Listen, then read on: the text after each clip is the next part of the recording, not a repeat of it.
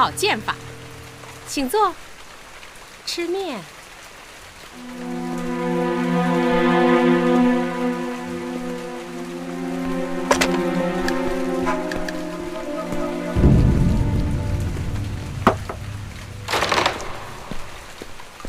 你要知道，能吃下这种面的人实在是不多。可是你并不是唯一的一个。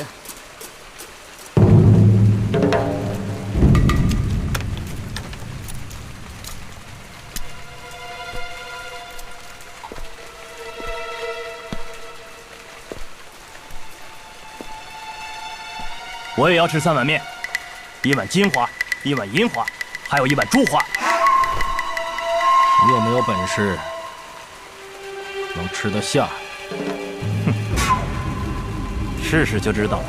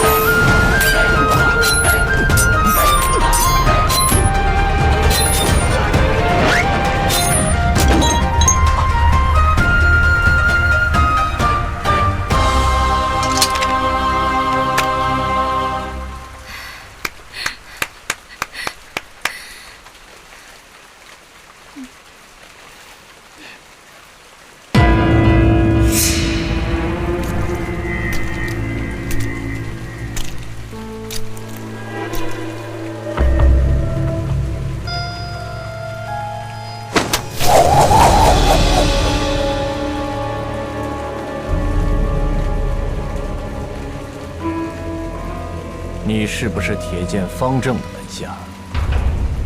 正是。那么你过来。我为什么要过去？因为我要杀了你。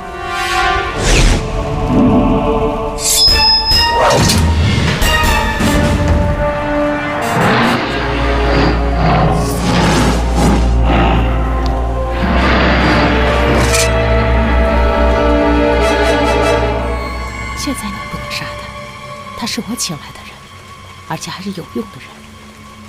等事情办完了，随便你怎么对付他都行，反正他跑不了，我也跑不了。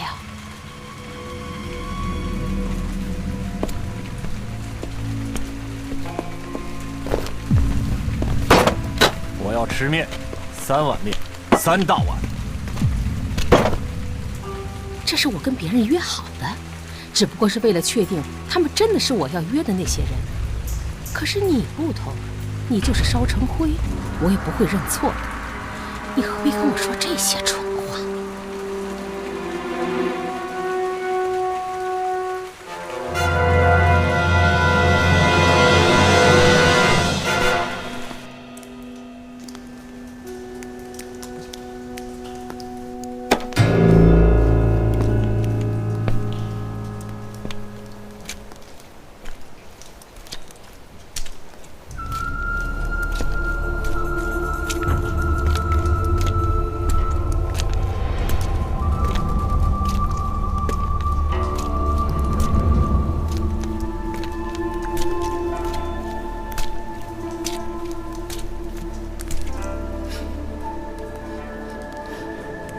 老板，你这里有什么就给我来一点吧。豆腐干要多切一点，然后再给我来2壶酒，什么酒都可以的。面呢？你吃什么面？来几碗？哼，半碗都不要，我只想喝酒，不想吃面。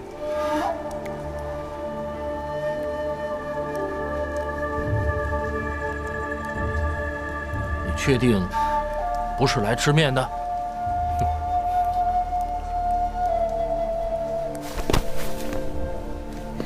我们这儿倒没有准备什么好酒，啊，豆腐干倒是卤得不错。客官请先坐，好酒好菜马上送上来。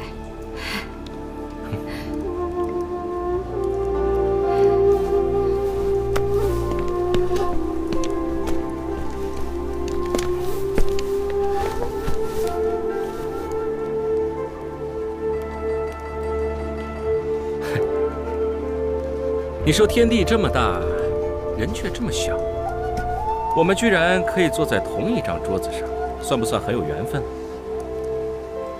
我请你喝杯酒，好吗？不好，我不喝酒。哎，那好吧。虽然一个人喝酒是很无趣的，但总比没有酒喝来得好。好，这是千古不变的至理名言呐。不好意思啦，今天不能陪你喝酒了。哎，我今天要吃面，吃3碗面，3大碗面。你怎么看不出来，这里的人不吃面的？你怎么连这点眼光也没有啊？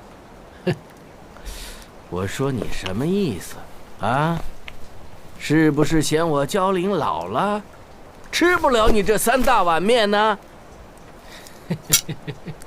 今天吃不吃面无所谓，我就要让你看看我还有没有这个本领。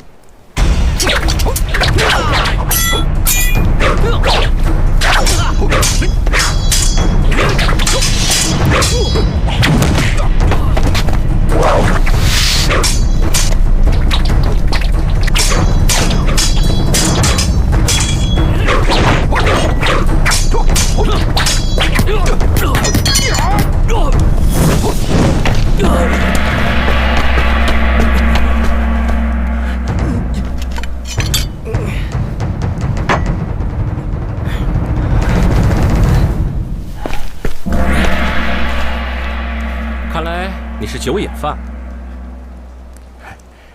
这里的卤豆腐虽然不错，不过酒就太酸了。不如我们换个地方喝2杯吧。请。不能动，谁都不能动，谁动谁就死。这次我不能听你的，绝不能留下焦林的活口。这件事情关系重大，焦林已经知道一点了。虽然干他们这一行的人都很稳，那我们也不能冒这个险。就因为我们不能冒险，所以我们不能动。只要一动，我们这件事情必败。难道你怕焦林？焦林已经不行了。我怕的不是焦林，10个焦林都比不上那个人的1个手指头。难道是那个人？难道你怕那个打扮得像花花公子一样的酒鬼？一点不错，就是那个人。本来我也想把他给做了，幸好我及时地认出了他是谁，否则我们现在恐怕已经完了。那你是不是忘了我是谁？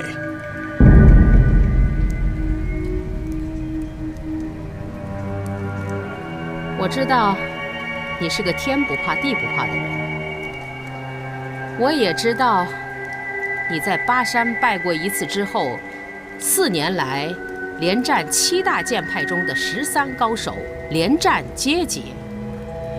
上个月你居然在一招间将点苍卓飞刺杀于剑下。在我一招之内死的，并不只是卓飞一个人。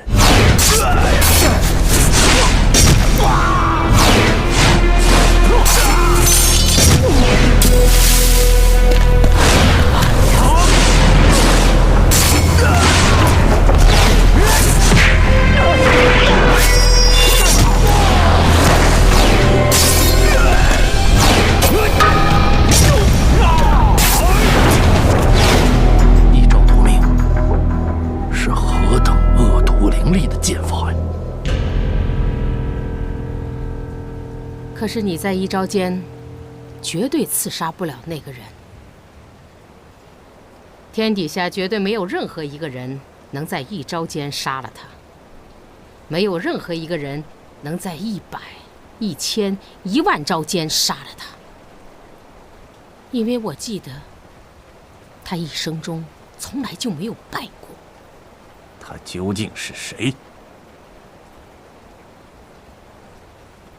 楚留香。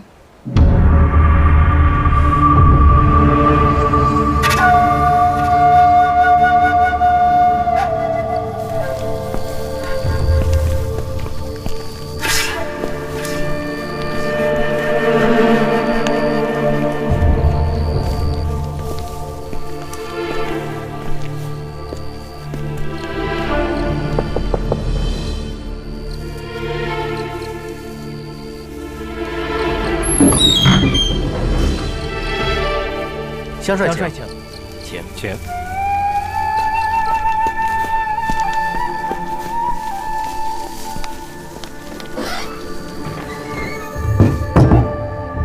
这是什么地方啊？哈，这里是一个可以让你住3个月的地方。如果你想住得久一点的话，也可以。我知道像你们这样的人，不管到哪里住的话，也不会超出3个月。我为什么要在这里住3个月呢？因为我相信大概没有人会想得到你会住在这里。而且也不会有人来这里打扰你。在3个月过去之后，事过境迁，我想那些人也就不会再找你。一个人只有1条命，没有命的人喝不了酒的。好。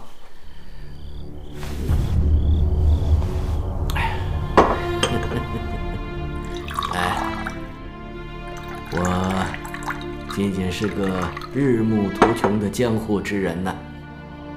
你看看啊，手已经不稳了。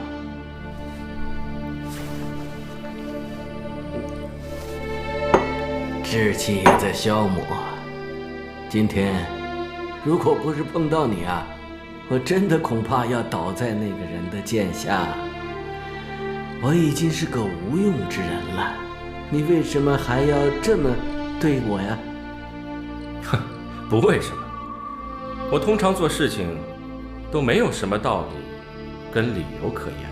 哦，那你知道今天做面的一男一女他们是什么人吗？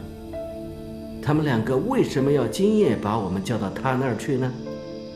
哼，我不知道，我也不想知道。为什么？因为我的麻烦已经够多了。我可以坦白地告诉你，你到路上随便去找80个人来，把他们的麻烦全部加在一起，恐怕也没有我的1半多。可是你已经惹上一个麻烦喽。哦，你看到今天面摊上吃面的那个人了吧？杀人之快，要价之高，那可是江湖上没几个人可以比的，也没有几个人可以付得起他这样的价钱。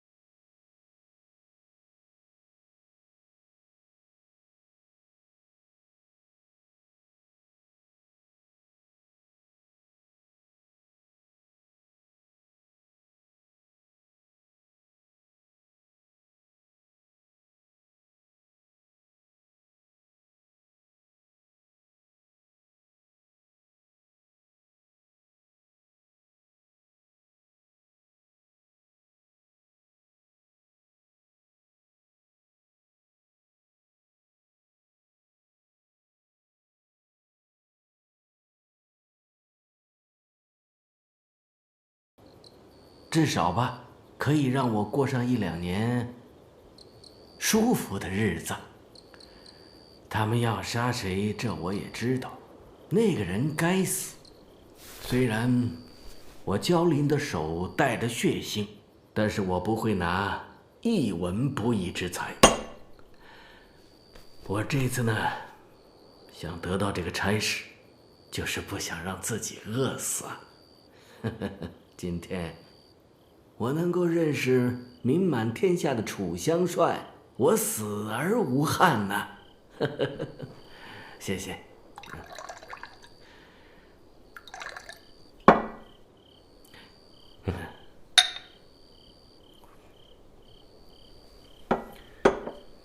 你不会死的。嗯？一个不该死的人，想死也不会那么容易。就像我有一个朋友，他怎么样都死不了。很多人都认为他应该死了，但是他总是死来死去，都死不了。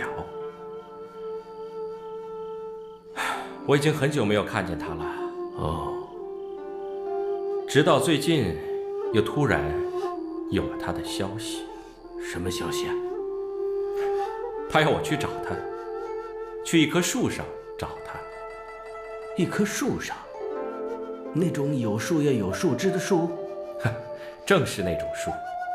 他一直在树上，你的朋友等你去找他？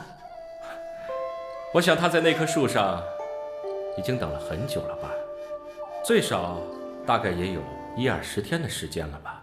哦，他就一直在树上等你。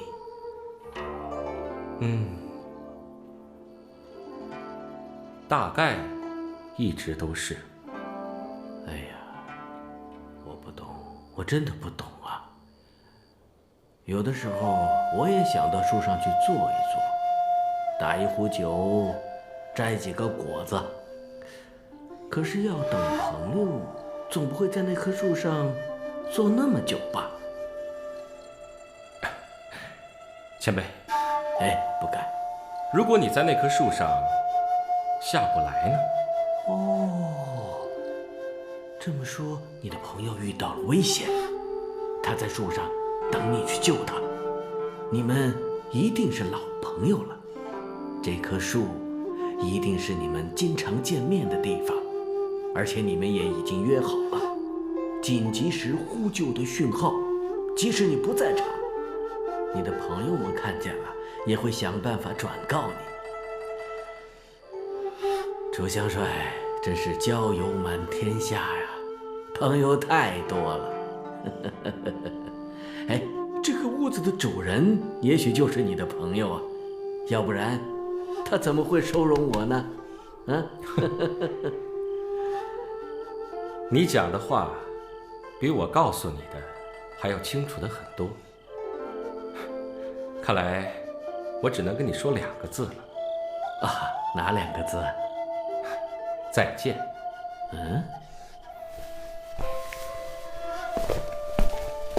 你走我也走。我知道你要找的那个人叫胡铁花，我也知道你为了他可以把什么事情都放到一边。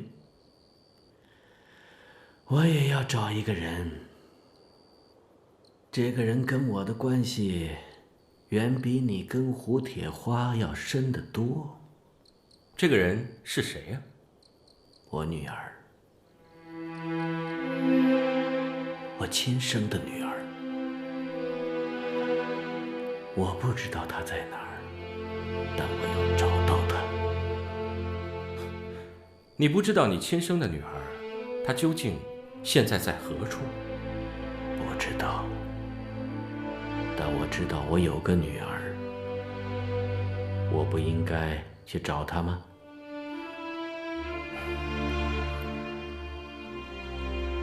你可以不去。为什么？因为我刚刚救了你，我真的不希望你再因为这件事情而丢掉了性命。更何况你女儿现在身在何处，连你自己都不知道，你要如何去找她呢？我有办法。那你可以将你的办法告诉我，让我去找她，这样子你就可以自己不用去了。如果连我都找不到的话，我想你也一定找不到她。好极了，请看，心形的弯月。他的母亲生完他以后就跟我分开了。我的女儿在他的手臂上有一处跟这手帕一样的心形胎记。可惜呀，他们离开我以后就不知道去哪儿了。那都是18年前的事情了。但是我相信他们没有死，再难我也得要活下去。可是我也知道，这样寻找一个人太不容易了。幸好我知道楚留香这辈子没有办不成的事，我放心了。你为什么不让我到天上去摘一轮这样的月亮来给你呢？可是现在最让我担心的，并不是远在天边的这一弯新月，而是附近深山中一棵大树上的一个狗窝，和一个躲在狗窝里的人。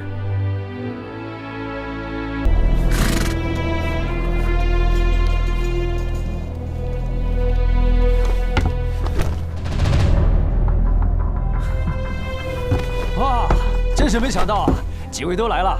喂，亲爱的好老婆，想把我带到哪儿去啊？嘿嘿，这次我的气力恢复了，就凭我一个人已经足够对付这4个黄毛小丫头，更何况那老臭虫一定不会走远。就算他现在坐在这辆马车的车顶上，我也不会觉得奇怪。哎，亲爱的老婆，来坐过来啊！来！哎，武汉，我是你的老公。哎，你总不会谋杀亲夫吧？嗯，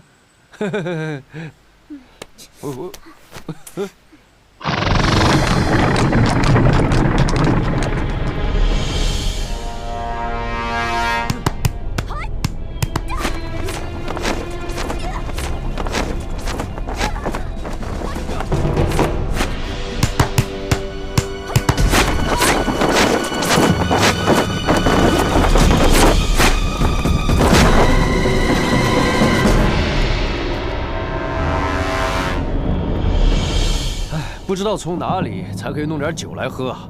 就算酒里有迷药，我也照样会喝下去。上次呢，是我们用迷药把你逮回来的，你落在我们手里，心里一定不舒服吧？在你那个狗窝里，那个又奸又诡的楚留香趁我们不注意，占了我们一点便宜。你心里一定认为我们全是好欺负的人，所以这一次我们就要凭真功夫跟你动手了，要你输得口服心服。我们只问你，如果这一次你真的败了，你准备怎么办呀？如果你们一定要凭真功夫跟我动手的话，我也只好奉陪了。如果我输了的话，随便你们要怎么样，我都二话不说。好，谁都知道你胡铁花是江湖中1等1的高手，你自己所创的蝴蝶穿花72式，更是江湖中难得见到的绝技。好，就让你见识一下。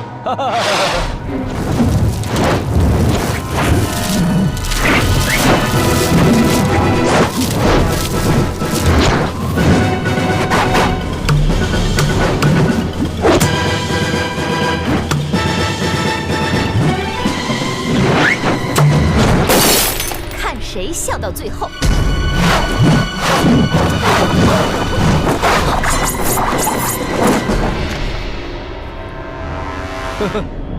喂，老臭虫，不要来得太快啊！等我玩够了再说。如果你觉得这是件好玩的事儿，那么我保证，你马上就会觉得不好玩了。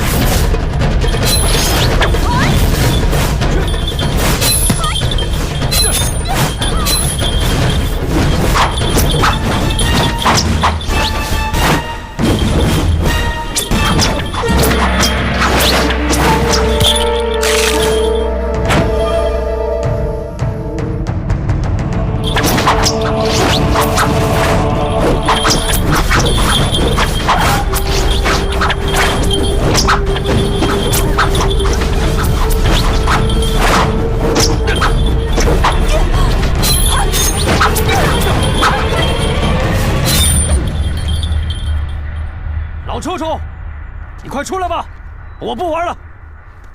你就认命吧，这一次，就算是忽然变成老头子的楚留香，也不会再来了。什么老头子？哪个老头子？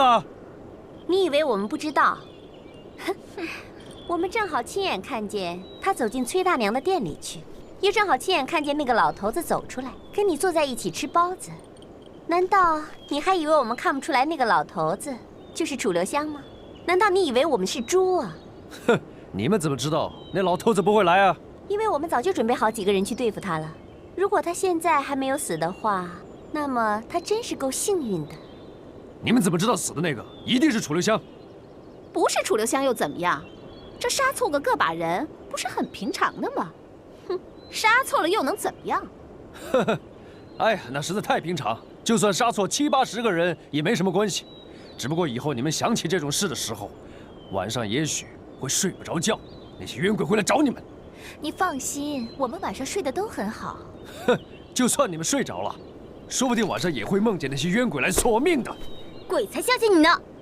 哼，你可以不相信我的话，但是不要不相信有鬼。一个大男人怎么可以骗小姑娘呢？楚留香，酒鬼，快抓住一个，抓住一个就好了。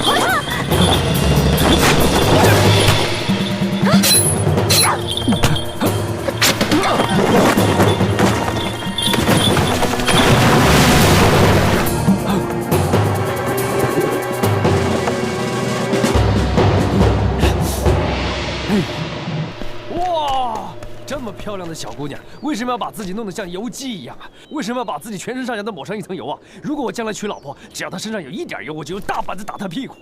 哼，的确有个人该打，唯一应该被打的那个人啊，就是你。哎，对，啊，我是应该挨打，我连一个都没抓住。可是你呢？你是干什么的？你又不是没手，你自己为什么不抓？哎呀，我说你啊，为什么就不能用点脑筋想想啊？像我这么有身份的人，怎么可能去抓女人的腿呢？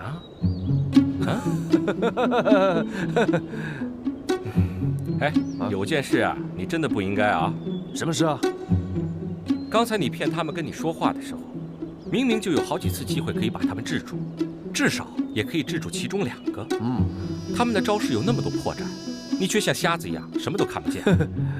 我怎么会看不见呢？只不过呢，我虽然不像你这么有身份，但是我还是有一点身份嘛。我怎么能在光天化日之下，往一个大姑娘的那个地方出手啊？嘿嘿，你呀，你，哎，你怎么知道我那时候有机会出手呢？难道那个时候你已经来了？如果我没有来，我怎么会看见？如果我没有看见，我怎么会知道啊？好极了啊！原来你早就来了，你早就躲在一边偷偷的看着。你有没有想过你的好朋友啊，很有可能被人一刀把脖子给割断了啊？你却不出手，你惭不惭愧？哦，你说的的确有道理，惭愧啊惭愧，真的是非常惭愧。但是我一想到换作你是我的话，恐怕现在还在看，还没有出来。一想到这一点，我就连一点惭愧的意思都没有了。你怎么那么了解我啊？难道你是我肚子里的蛔虫啊？这4个小姑娘是什么来历？是谁指使她们来的？看她们的身手和机智，一定从小就受到过极严格的专门训练，训练她们来做这一类的事。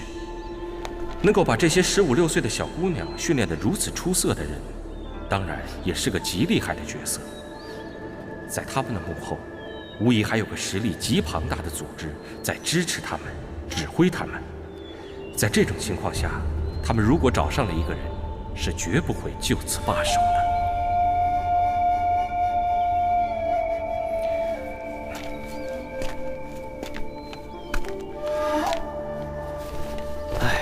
老实说，我自己都觉得该打，居然让他们全都给溜了。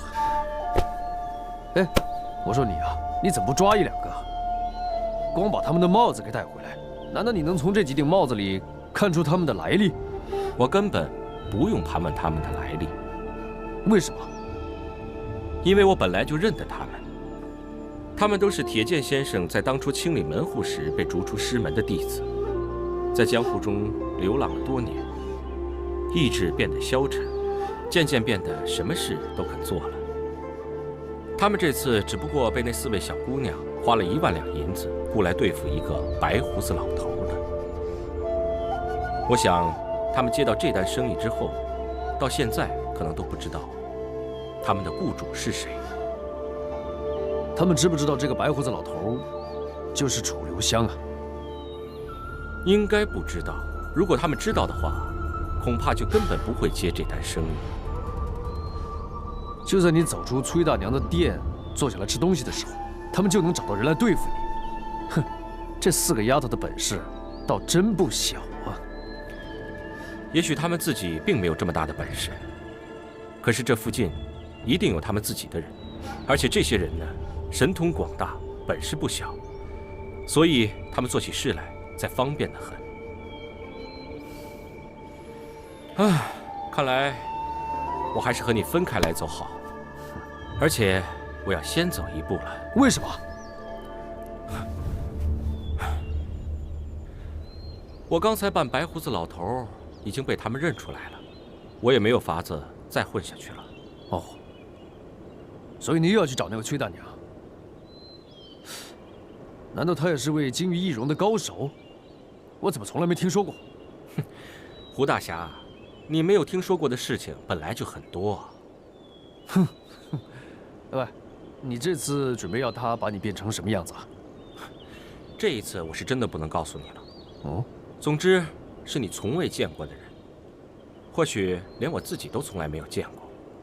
有可能是一个小老头，有可能是个大复古，也有可能是条山东大汉，也有可能是个文弱书生，甚至也有可能是我的至亲。反正我会一直在你身边的。我这么做都是为了你的安全。如果连你都认不出来那个人是我，那么他们也一定认不出来那个人是我。哎，这样我才能好好保护你。你说，我是不是对你比你妈对你还好得多呀？是。你在笑什么啊？从见到你就一直在笑。我忽然想到一件非常好笑的事，哎，如果这次啊，你要扮成一个大姑娘，哎，说不定就会有很多的男人会看上你。如果有个采花大盗，啊，对你动手动脚，那就更好玩了。哎呀，真是太有意思了！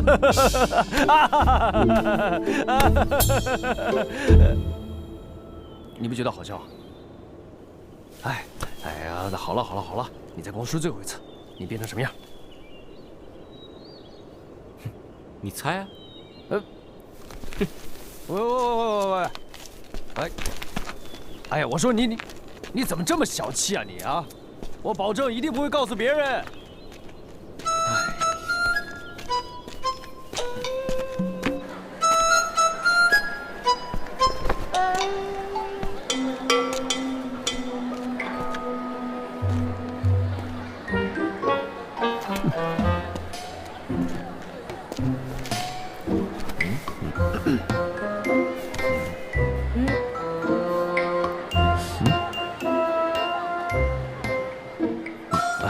不好意思。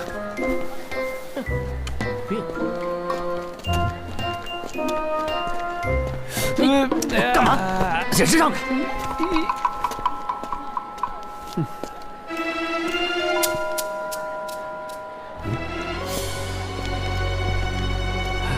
哎呦，嘿嘿，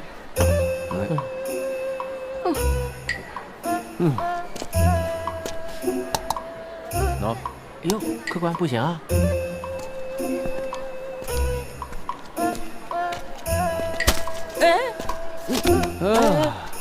你干嘛？咦，哦，这把扇子是你的？不好意思啊。神经病吧你？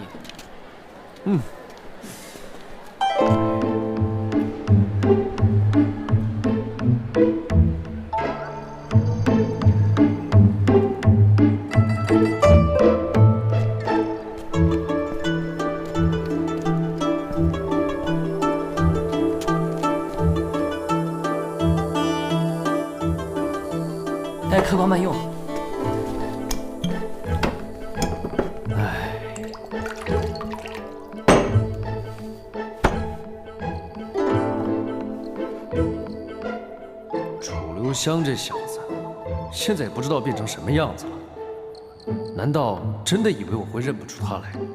哼，就算那烧成灰，我也一样认得出。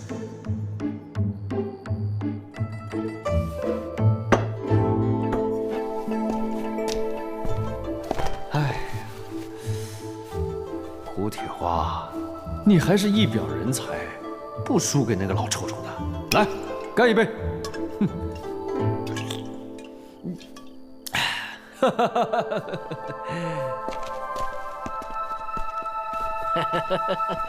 头儿，今儿个卸了货，交了标，咱们兄弟们可以乐呵乐呵了吧？去，要最好的酒，最好的菜。兄弟们今天一醉方休。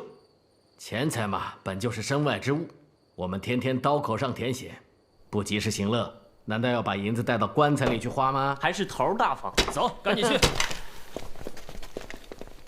兄弟们，今儿头儿请客，大家一醉方休啊！好嘞，一醉方休。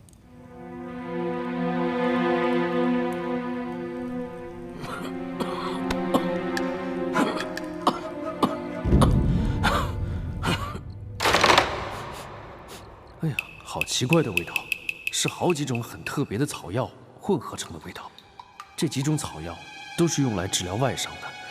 如果一个人要是把这些草药都配在一起，配成一帖药来治伤，那么这个人受的伤一定不轻啊！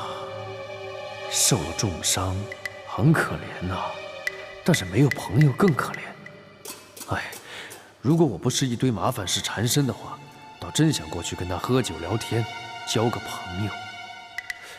或许他的敌人来了，我还可以帮他抵挡一阵子呢。这菜不错吧？行，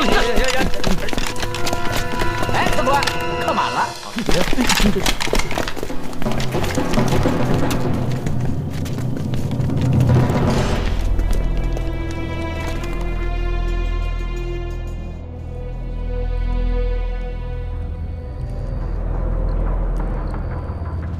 外面有5位兄弟鬼鬼祟祟，可否进屋一叙？哼，黑竹竿不愧是黑竹竿，受如此重伤，耳目依旧这般灵敏。不知我何时得罪了几位？你的记性真够差的。你1个月前杀过什么人啊？你1个月吃过几顿饭，我就杀过几个人。你让我从何记起啊？哼哼，好，我就让你死个明白。点苍卓飞刺。哦，点苍派的人啊？错，如果我们是点苍派的人，你怎么可能全身而退呢？原来我们是一样的人。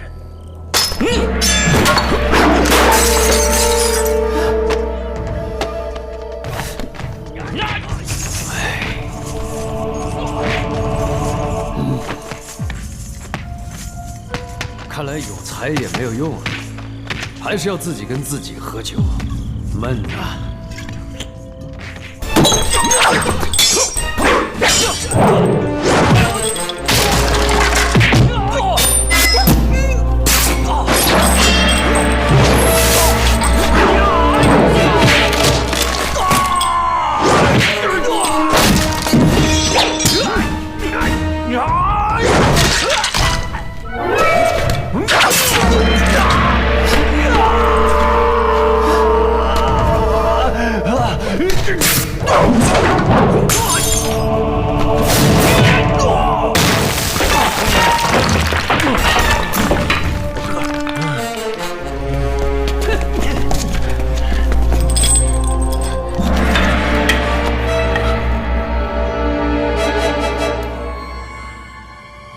平阳被犬欺，不过今天我就算拼了这半条命，也要把你们几个留下。好，好一条硬汉，我就喜欢跟你这样的人交朋友。各位，哇，你们4个人对付人家1个啊，不对，应该是半条人命，你们要不要脸呢？你问我们要不要脸，你要不要命啊？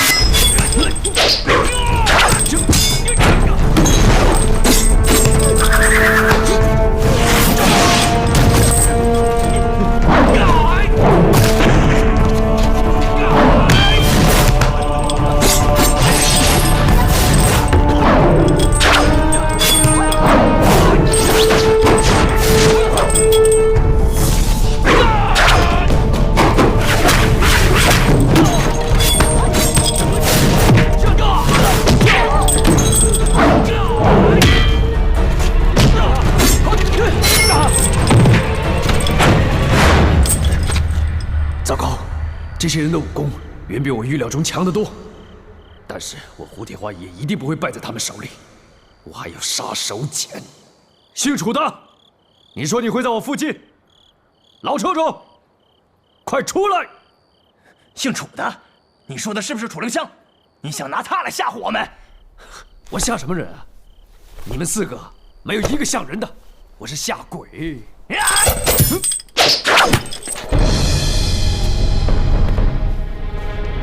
老楚楚，你终于来了！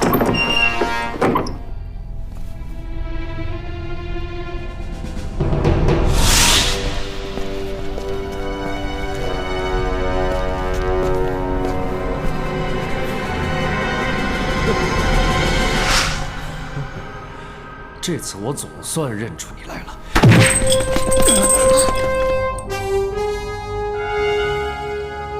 我就知道你会来得很快，因为刚才这4个人没有上一次那4个姑娘那么漂亮。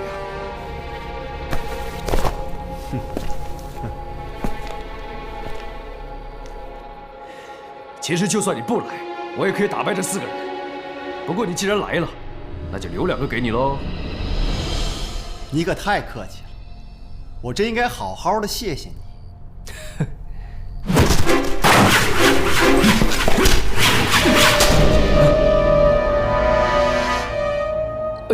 哎呀，糟了，这个人竟然不是老臭臭。我姓白，就是白面书生那个白，也是白玉、白雪、白云的那个白。我的名字叫白云生。阁下若是把我当做别人了，那就是阁下的错。看来是我错了，我不该把你当成他，他根本就不是人，是一个缩头乌龟，一直躲到现在也不出来。胡铁花，你急什么呀？我保证他们绝不会动你一根汗毛的。你要是死了，还有谁肯把那位公主护送到始天王那儿去呀？阁下，莫非是胡铁花胡大侠？正是。那今天的事情实在不好意思，抱歉了。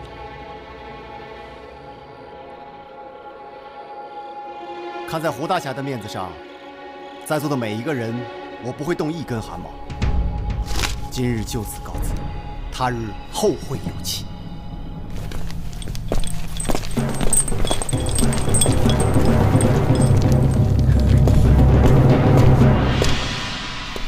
嘿嘿，你这个老臭臭啊，真给我说中了，扮成大姑娘。我的妈呀！你是花姑妈？你这个小王八蛋，你居然现在才认出你妈来？嗯，你说你该不该打？我的妈呀！你怎么瘦了这么多啊？你的肥肉呢？有了你这么个宝贝儿子，你妈能不变瘦吗？嗯？哎，我说你怎么就不能对你妈好点呢？我对你还不够好啊！我每年送一车好酒给你啊！你就会交一些酒肉朋友，成天醉生梦死，你就不能来看看你妈呀？不是我不愿意看你啊，你不是也不愿意来看我吗？所谓的眼不见心不烦，我们娘俩还是保持距离，我觉得比较好啊。还很会强词夺理。什么时候带着媳妇儿来看你妈呀？你饶了我吧。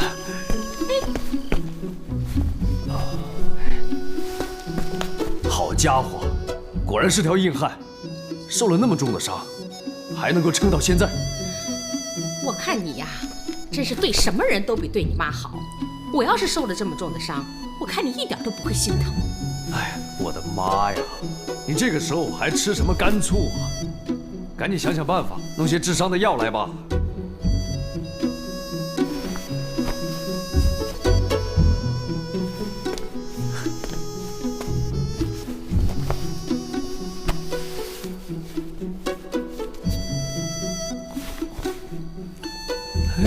这个女人还是有可爱的地方嘛，总比那个缩头乌龟要可爱。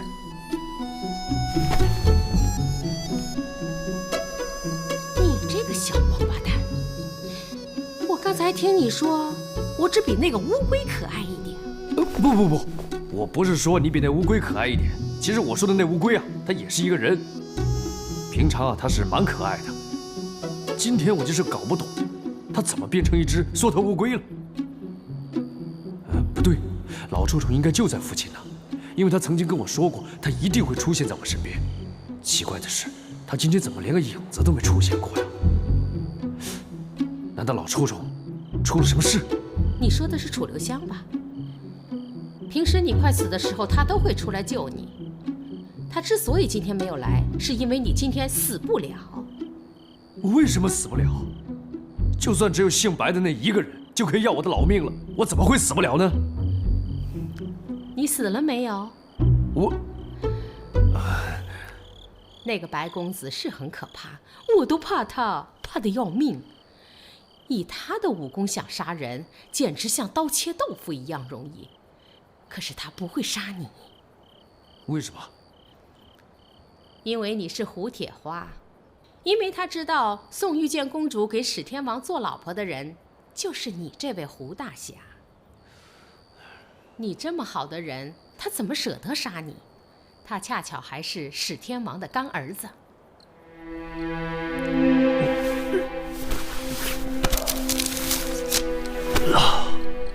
你听着，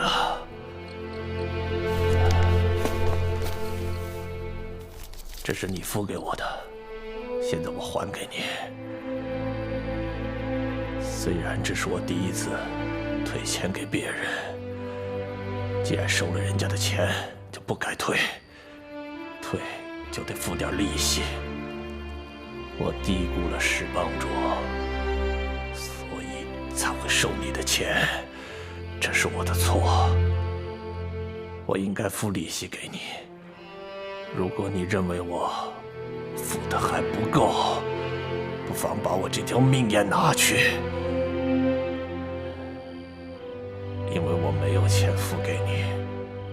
你也应该知道，像我这种人，常常都会把钱莫名其妙的花出去。你知不知道，你赚的是卖命的钱？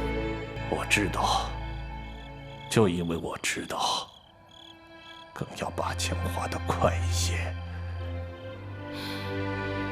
我要你10万两，因为我值10万两。如果我不行，别人更不行。我劝你绝对不要再找人刺杀石帮主。你为什么要劝我？因为你不管找谁都是没有用的。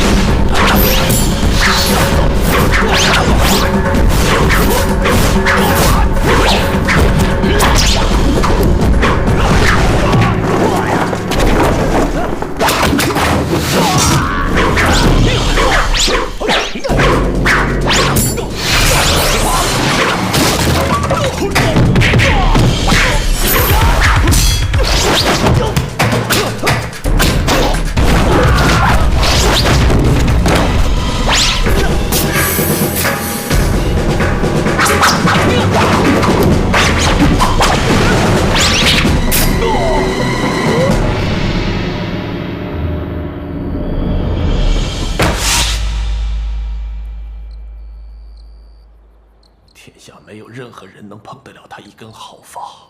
我亲眼看见这次跟我去的兄弟全都惨死，我不想再看到我的同行死在他的手里。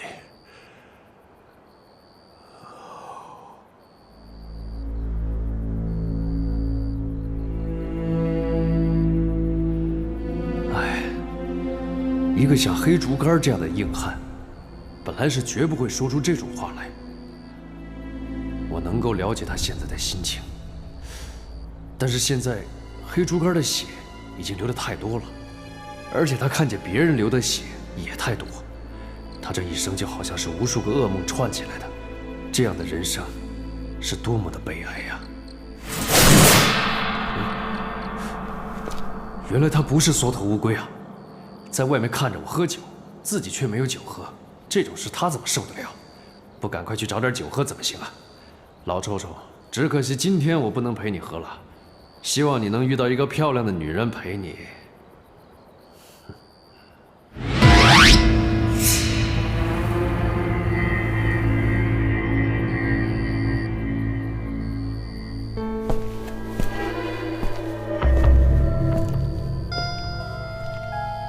客官慢用。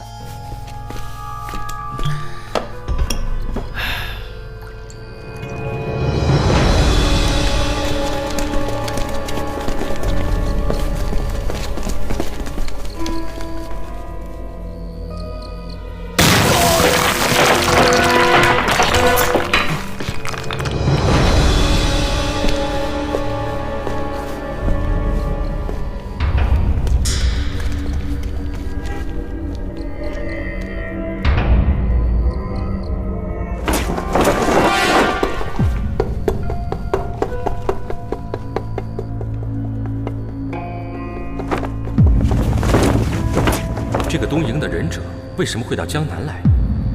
他们的任务通常只会有3种：偷窃、刺探和谋杀。这一次他的任务是什么呢？既然花姑妈在此，对付几个刺客应该问题不大。一会儿再回来看他吧。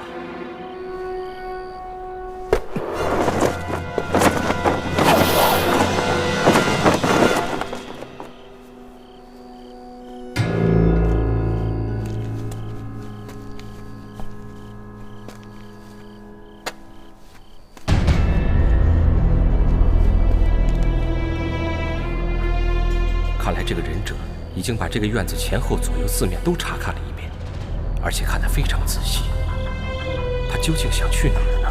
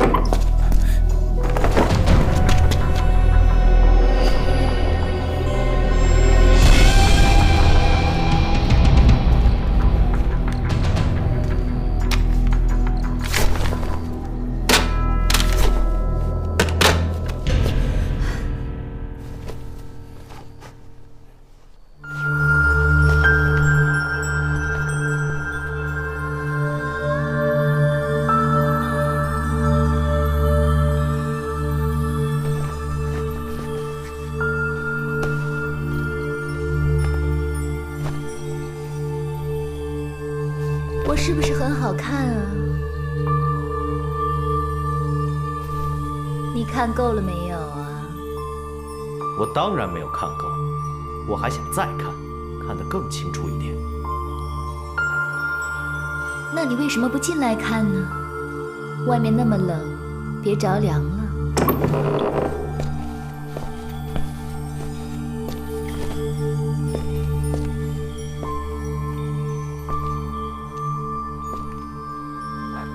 他怎么会在这里？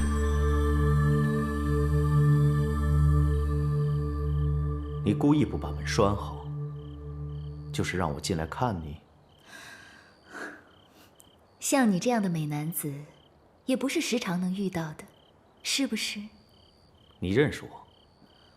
我没有见过你，不过你这身夜行衣，江湖上也只有一个人敢穿，也只有他一个人配穿。哦。因为这个人虽然骄傲，可他的确很有本事。他的轻功可是非常了得。这一身夜行衣穿在他的身上，那就好像箭靶子一样，唯恐别人看不见他。是不是啊，银剑公子？你觉得我是银剑薛川新？如果你要不是的话，你也就看不见这么好看的我了。因为你早已经死过7、80次了。你用这种态度对付别人，也许是一种很有效的战略，但是用来对付他，那可就很危险了。你叫什么名字？我叫英子。你见过樱花吗？在我们的家乡，春天到了，杜鹃还没有谢的时候，樱花就已经开了，开得满山遍野的，人就躺在樱花下面，把所有的烦恼也就忘却了。哎，真是可惜呀，那人他不是老胡啊。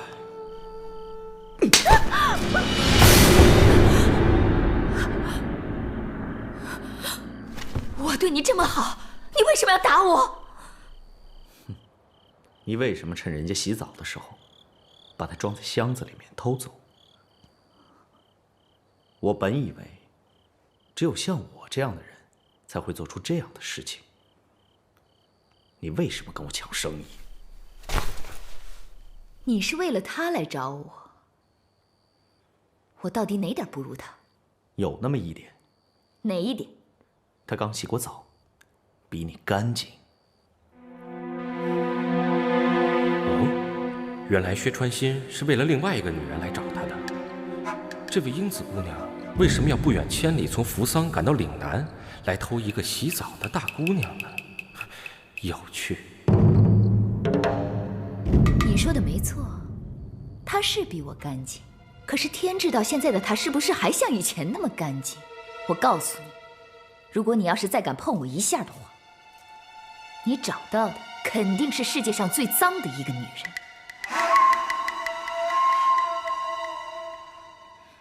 如果你要是杀了我的话，那我敢保证，你找到的肯定是世界上最脏的那个死女人。这回就对了，对薛传新这种男人，你一定要先抓住他的弱点，把他压倒。两个死女人，无论对谁都没有什么好处。我只希望他们两个能够干干净净、平平安安地活到80岁。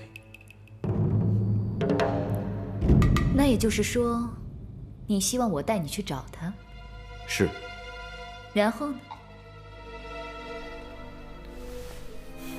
然后，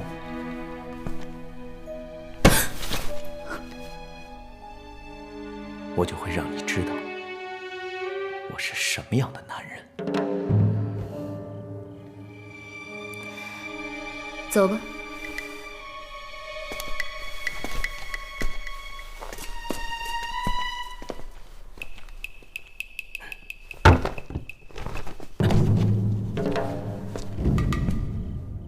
他这么做，只不过是要把薛传新给骗出来。看来那口箱子一定就在这个房间里。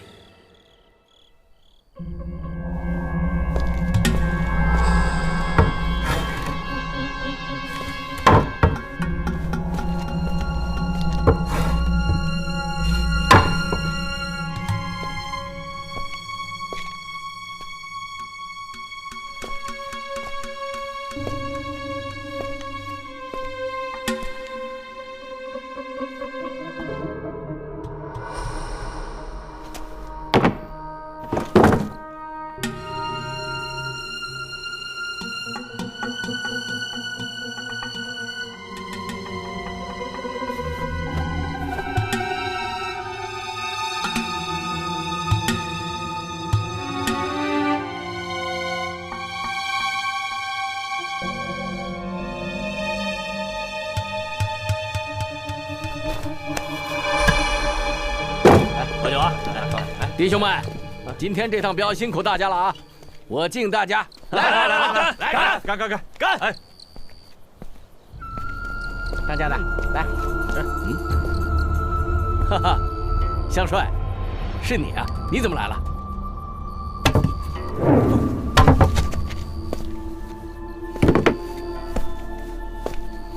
香帅，这箱子这么重，什么东西啊？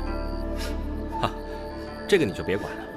如果箱子里面的人醒来，麻烦你将这个手帕交给他，跟他说你是焦林的朋友，焦林是他的亲生父亲。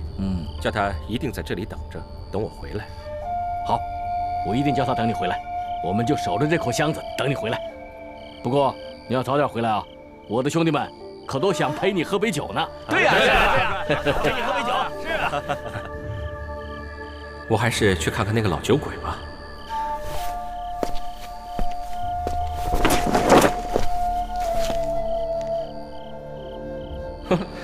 这胡大侠可真够有名气的，今天晚上的客栈还真够热闹。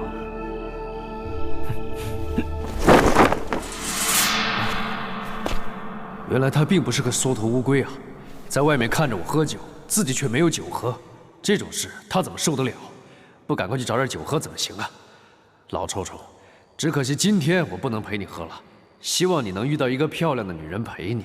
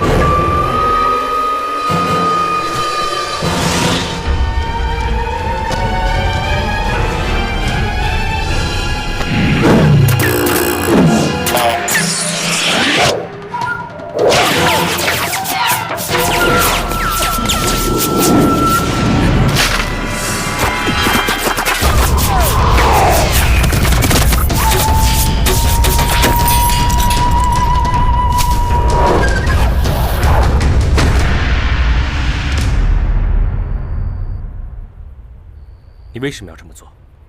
为什么要死？因为我想让你死。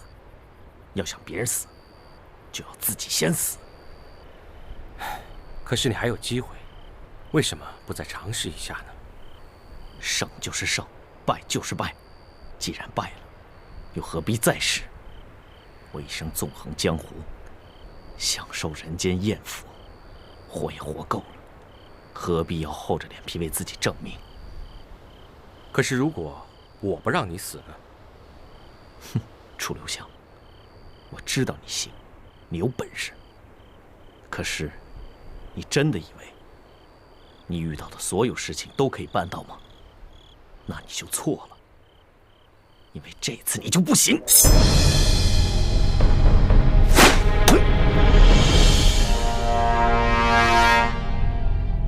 我不是你的朋友，如果我比你强，刚才就杀了你了。你为什么要阻止我？我也不知道是为了什么。你一定要阻止我。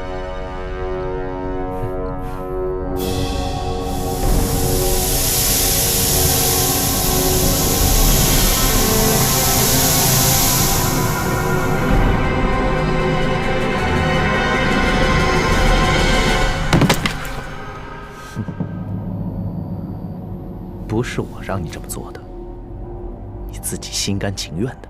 我不欠你。哎，你听到些什么？那些你本来不明白的事，现在是不是已经明白了？哼，最少明白了好几成啊！至少我明白这位薛公子和花姑妈是杜先生的人。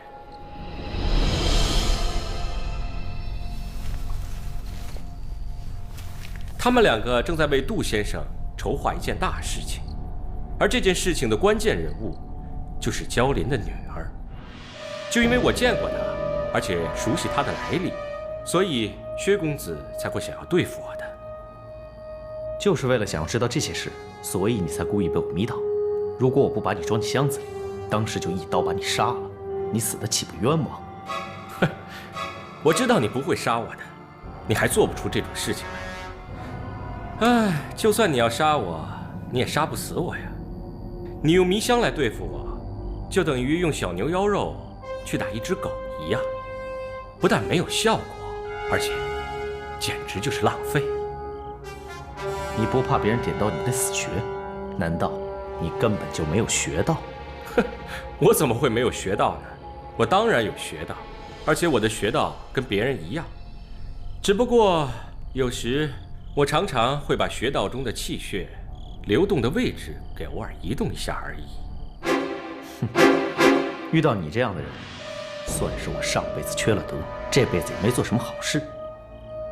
这样，你帮我一个忙。我帮你什么忙呢？把我装进这口箱子里，然后丢到河里去。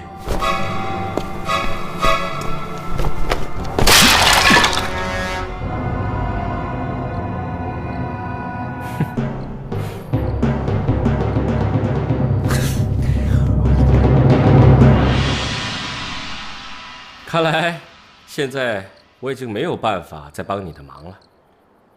大概现在这口箱子恐怕没有任何人可以再装得进去了。这一定是你做的好事，你刚才一定在这口箱子上动了手脚。你为什么要这么做？那是因为我被装进这个箱子的时候，在里面我突然想到，被关进这箱子里啊，一点都不好玩。如果还有别人再被装进这个箱子里面的话，那么那个人肯定也觉得这是一件不好玩的事情。啊，如果你觉得对我有点不好意思的话，等一下，请你帮我一个忙喽。我能帮你什么忙？哼，等一等，你就会知道了。中原人真奇怪，为什么会如此轻易的就放过曾经狠毒陷害过他的人？在我们东阳，这种事是绝对不会发生的。有时候他们甚至会为了一点小事，就用长刀剖开自己的肚子。要他们宽恕别人，那简直是绝无可能的事。啊，对了，英子姑娘，不要发呆嘛。我看过樱花，我知道在你们那里，一到了春天，樱花就会开了。我也曾经和一位姑娘躺在草坪上看过樱花。唉，只可惜那位姑娘并没有樱花那么美，而且她的名字也不叫做英子。这些话都是我说过的，当时在场的只有我和薛川新2个人，怎么会被第3个人听到？而且还知道我的名字。哼，都说了你不要发呆了。我刚才好像听说英子姑娘肯出30万两来买这口箱子，不知道我有没有听错呢？你没有听错。哼，那么好极了，这口箱子现在已经是你的了。这次香帅，你好像弄错了，这箱子不是我的，是你的。我记得香帅刚才好像出过3000万两，不知道我有没有听错呢？你的确没有听错。可是英子姑娘，你看我像不像是有3000万两的人呢？我看不出。哼，那好啊。那么我告诉你，我没有，我的确没有。所以我刚才说的那3000万两，应该不能算数啊。这个箱子还是你的，而且我相信英子姑娘随时随地都可以拿出30万两来，是不是这样呢？我的确有30万两，我也愿意拿出来。只可惜现在这箱子已经没有了。哦，箱子没有了？箱子怎么会没有了呢？如果这不是个箱子的话，难道它是一块肥猪肉？哎，那怎么能不是箱子呢？哎，箱子就是箱子嘛，猪肉就是猪肉，猪肉就是剁烂了烧成红烧狮子头，有谁能说它不是猪肉呢？哼，花姑妈果然是个明白事理的人，说的话中肯极了。哼，好，能买到这么一口好箱子，真是我的好运气。哼，银票是13万5千两，不够的话，这一袋珠宝应该可以补上。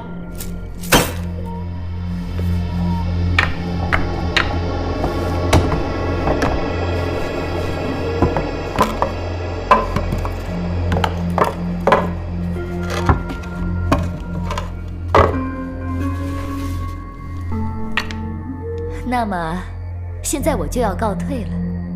谢谢各位对我的关照，我永远都不会忘记的。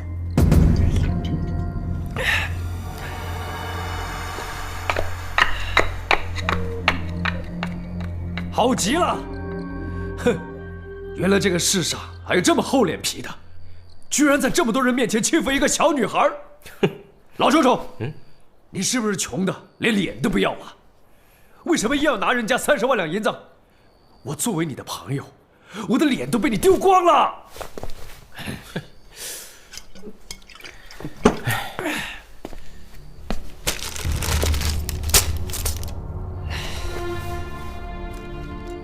我现在想请你帮我刚才说的那个忙了。你让我怎么做？这30万两银子，你拿去吧。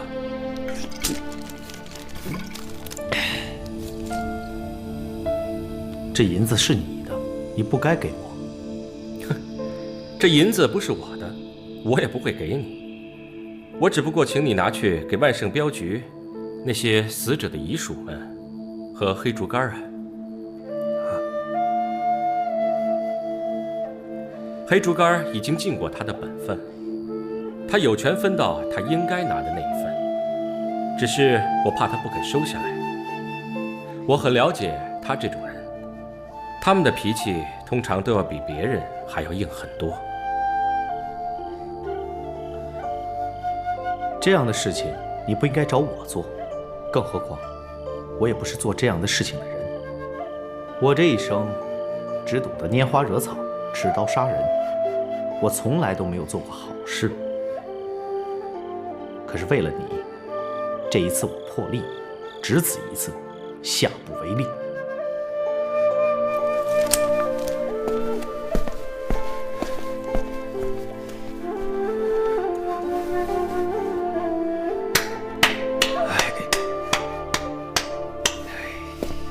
好，干得漂亮，这事儿干得漂亮极了。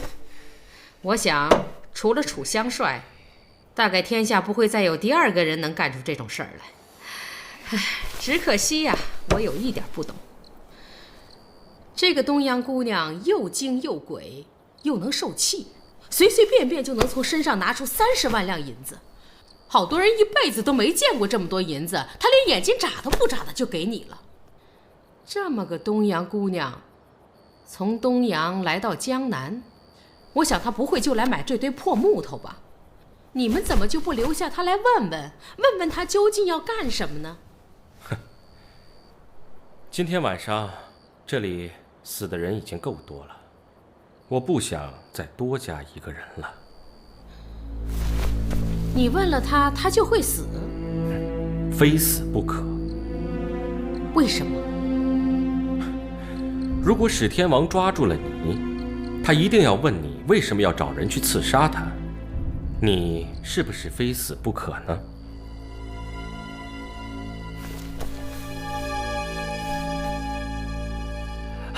老臭臭，不是楚香帅，你可不可以痛痛快快的打我一顿？你难道听不出来？我刚才是在骂人呢，而且骂得像龟孙子一样啊！哎呀，哼，那你骂的那个龟孙子是不是我呢？不是你，我骂错人了。哼，那你既然骂的不是我，你肯定是骂错人了，心里一定难受极了。如果你现在让我打你一顿，你心里肯定会舒服很多。可是我告诉你，我就偏偏不打你，让你难受一下。哼，你这个老臭虫，真不是个好东西。从我认识你那天开始，你就不是个好东西。不过，有时候你还真他娘的是个好人。哎，花姑妈，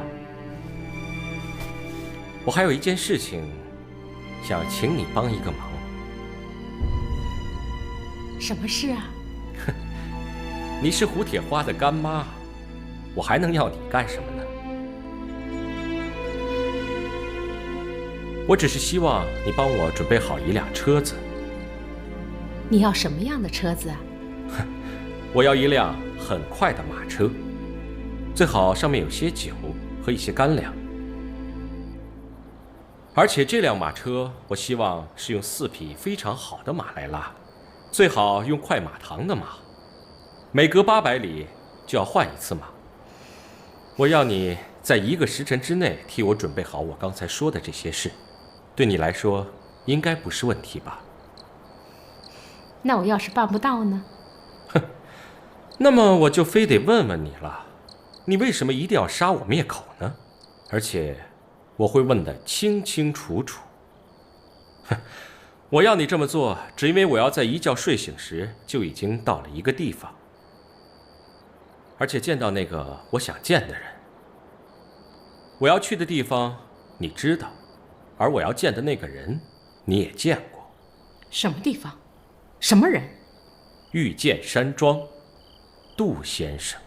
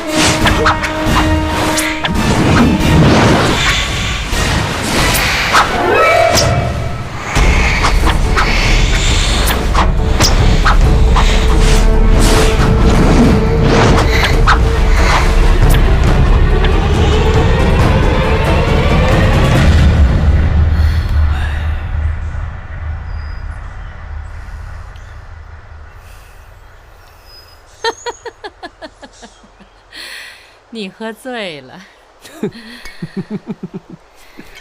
你本来喝的就是醉人的酒，你就应该知道你会醉的。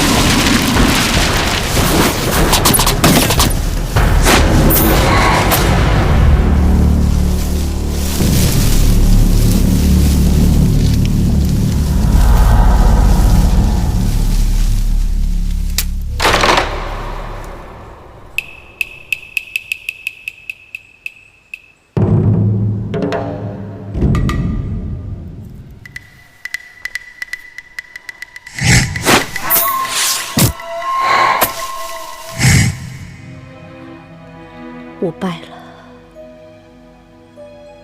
这是我第一次败给一个男人。既然我已经败在你手里，随便你要怎么样都没关系。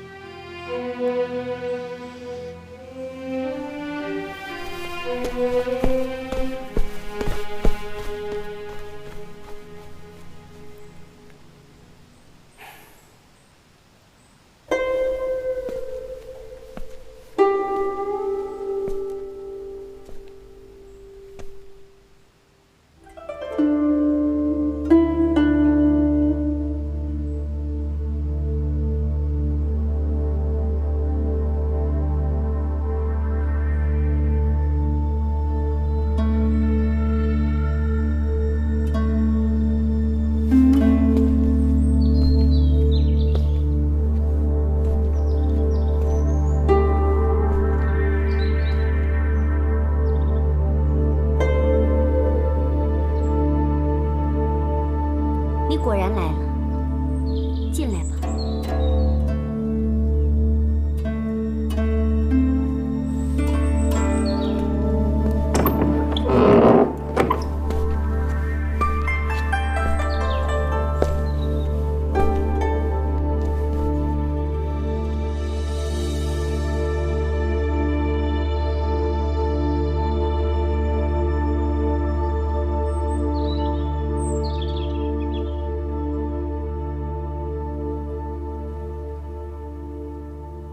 史天王要的是一位公主，不是一个骆驼刺客的女儿。我要嫁给史天王，不但是我母亲的意思，也是我自己心甘情愿的。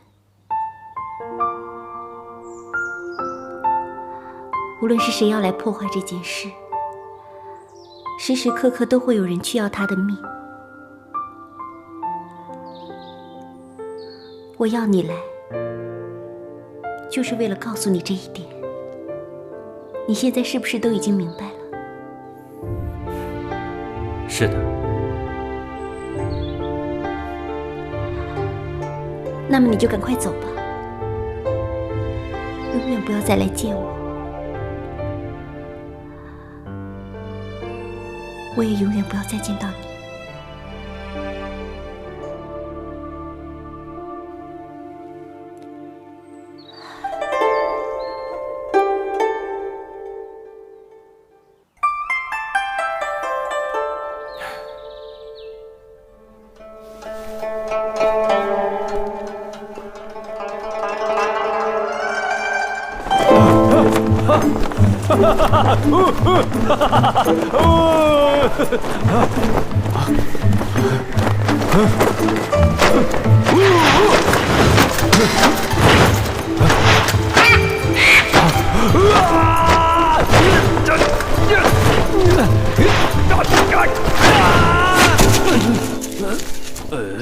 哎呀，你有完没完啊？啊？喂，好了没有？还没有。哎呀，你想说什么？我还有一件事情想要告诉你。江湖中每个人都知道，我们是最要好的人，人人都觉得我对你好极了。你遇到问题，我总会为你解决。说不定，连你自己都会这么想。不过，只有我心里面最明白，情况并不是这样子的。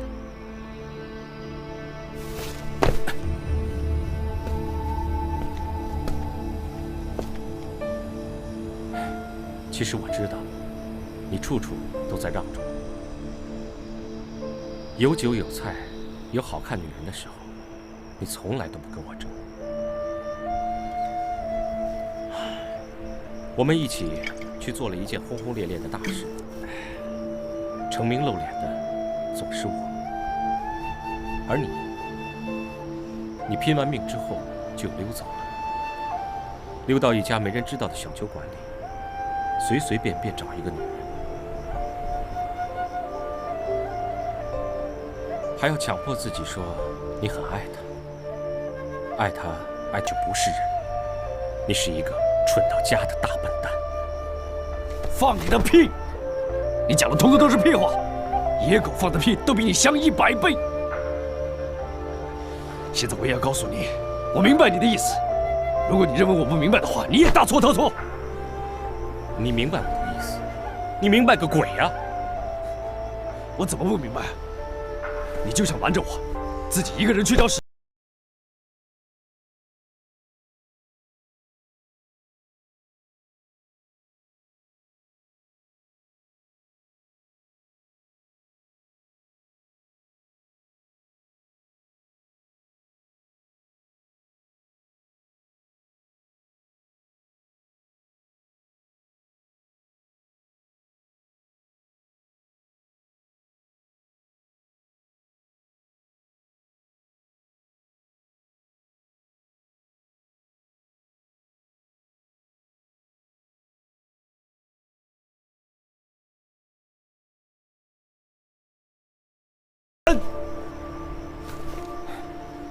你不是人，你是我肚子里的蛔虫，否则你怎么每次都知道我要做什么事情呢？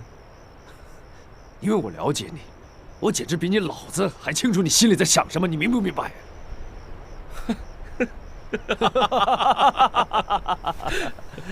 好，你去拼你的命，我去拼我的。如果真的有人想要我们的命，绝对不容易。没错，你拼掉你的命，还有我的；我拼掉我的命，还有你的，谁都拼不完呢，谁都不行。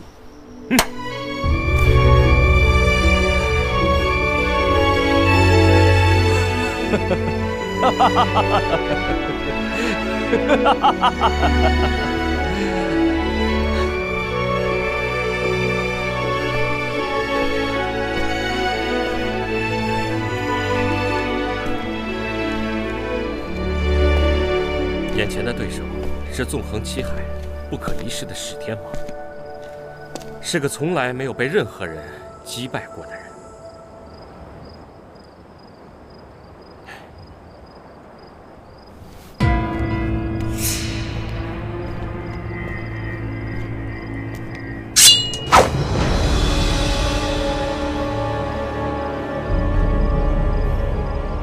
阁下是？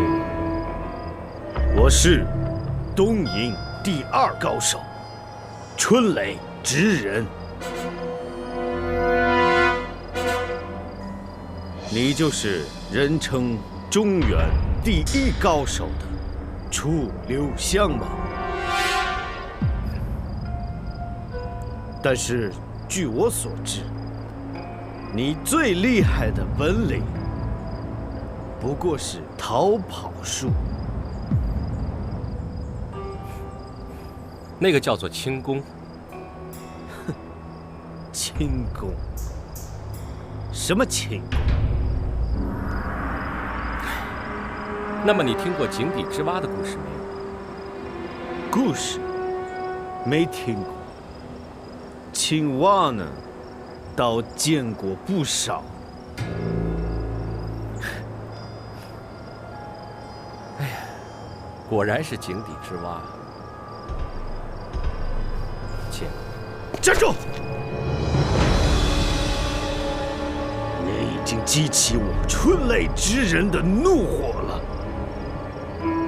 今天就接受我的挑战吧！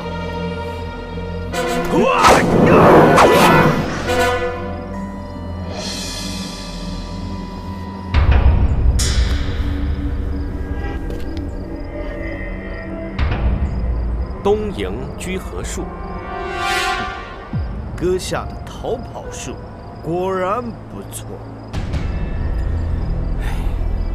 眼光也不差。我修炼的正是东瀛居合术。但是东瀛居合术发源于拔刀术，攻击与拔刀互为一体。你第1下伤不了我，你第2下想要伤我，可就难了。那就再试试看吧。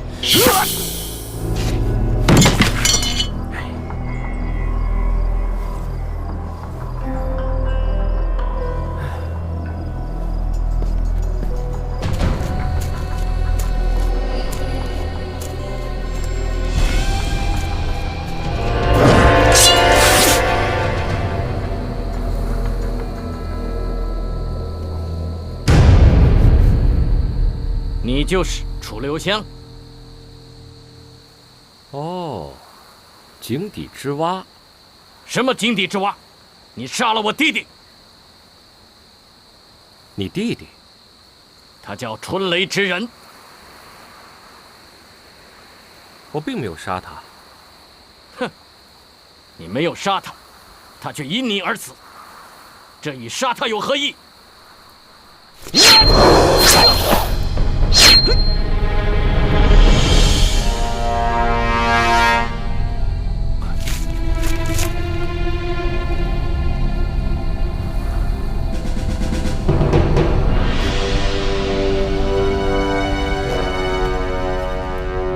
在这种漆黑的环境下，最和我称霸东瀛的一击必杀聚合斩。只要我不动，楚留香一出招，就让他必死无疑。